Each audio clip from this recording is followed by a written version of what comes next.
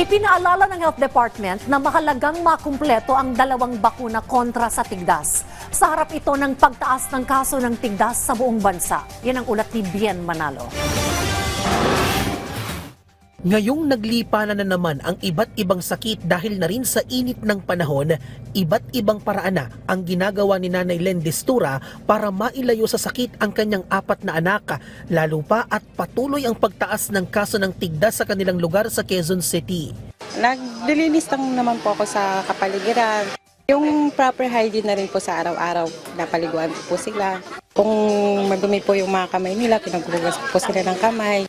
Pinapakain ko po sila ng gulay, prutas, at saka yung pinapainom ko rin po sila ng vitamin.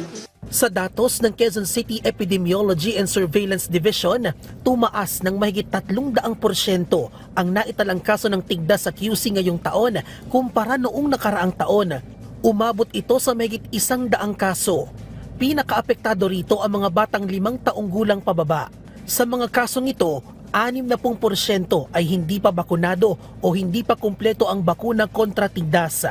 Kaya hinihikayat ng kagawaran at maging ng lokal na pamahalaan ng publiko na bisitahin ang pinakamalapit na health center sa kanilang lugar para sa karagdagang impormasyon tungkol sa libreng bakuna.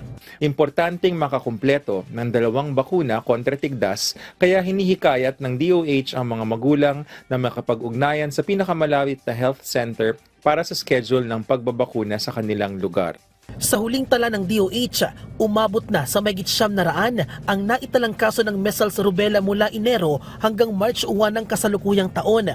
Mas lumobo yan ng higit 30% mula sa kaparehong panahon noong nakaraang taon.